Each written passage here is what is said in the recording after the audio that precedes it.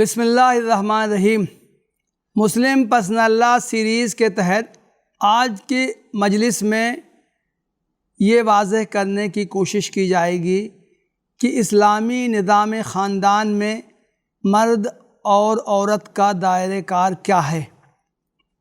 اسلام نے مردوں اور عورتوں کے درمیان مساوات کا اعلان کیا اور زندگی کے مختلف میدانوں مثلاً تعلیم، معاشی جدوجہد اور ملکیت وغیرہ میں عورتوں کو مردوں کے مساوی حقوق عطا کیے۔ مغرب میں عورتوں کو جو حقوق لمبے چوڑے مطالبات، زبردست احتجاجات اور مظاہروں اور طویل عرصے تک تحریکیں چلانے کے بعد 19ویں اور 20ویں صدی میں حاصل ہو سکے ہیں، اسلام نے صدیوں پہلے سے انہیں ان سے بہرور کیا ہے۔ لیکن مردوں اور عورتوں کے حقوق میں مساوات کا مطلب فرائض اور ذمہ داریوں میں یکسانیت نہیں ہے۔ اسلام نے دونوں کا دائرہ کار الگ الگ متعین کیا ہے۔ کاموں کی یہ تقسیم ان کی فطرت کے عین مطابق ہے۔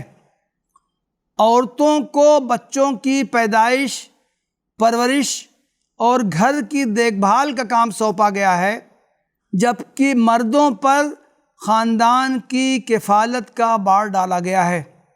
اللہ کے رسول صلی اللہ علیہ وسلم کا ارشاد ہے، الرجل راعٍ علی اہل بیتہ وہو مسئول عن رعیتہ والمرأة راعیۃ علی اہل بیت زوجہا وولدہ وہی مسئولۃ عنہم۔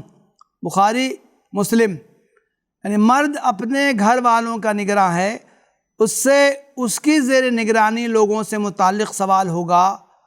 عورت اپنے شوہر کے گھر والوں اور اس کے بچوں کی نگراں ہے، اس سے ان کے بارے میں سوال ہوگا۔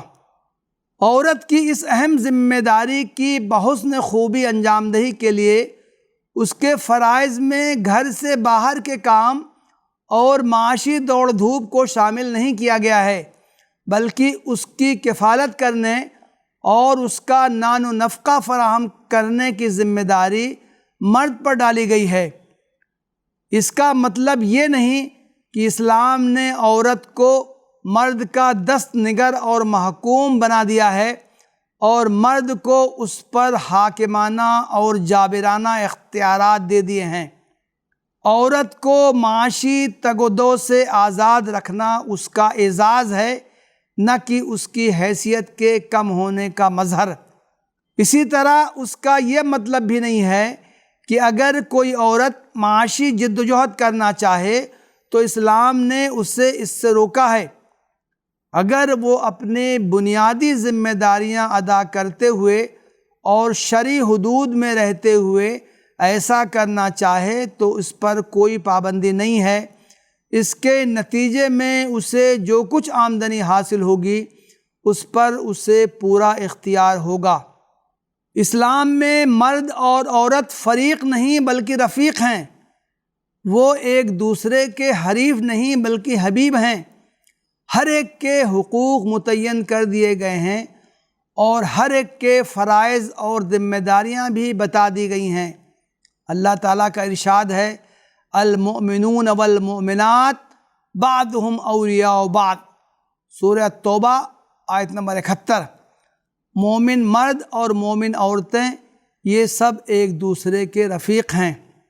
مرد اور عورت دونوں کے میدان کار کی وضاحت اور ذمہ داریوں کی تعیین کے ساتھ اسلام نے مرد پر ایک اضافی ذمہ داری عائد کی ہے اور وہ ہے خاندان کی سربراہی۔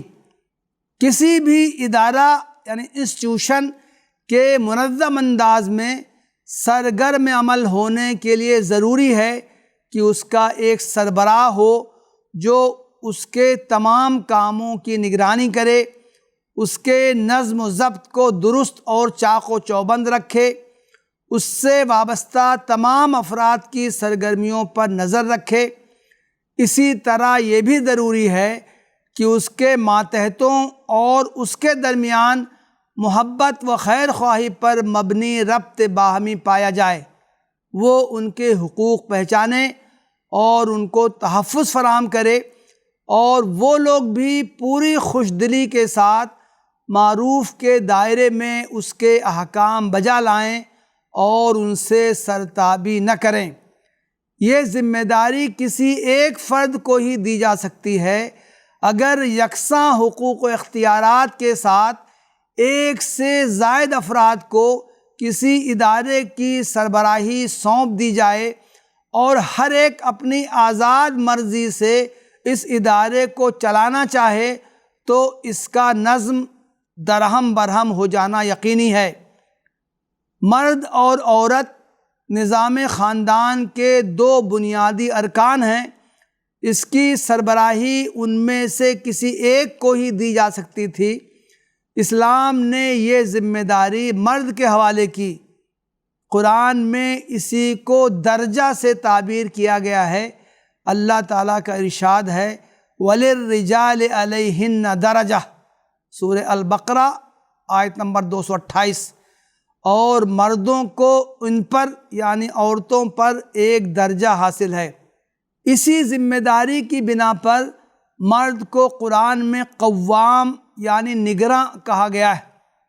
اللہ تعالیٰ کا ارشاد ہے الرجال قوامون علی النساء بما فضل اللہ بعضهم علی بعض وبما انفقوا من اموالہم، سورہ النساء آیت نمبر 34۔ مرد عورتوں کے نگراں ہیں اس سبب سے کہ اللہ نے ان میں سے ایک کو دوسرے پر فضیلت دی ہے، اور اس سبب سے کہ مرد اپنا مال خرچ کرتے ہیں۔ مردوں کو سربراہی و نگرانی کے اختیارات تفویض کرنے کے ساتھ قرآن و حدیث میں مردوں اور عورتوں دونوں کے حقوق و فرائض کے سلسلے میں واضح ہدایات دے دی گئی ہیں۔ وآخر دعوانا ان الحمد للہ رب العالمین۔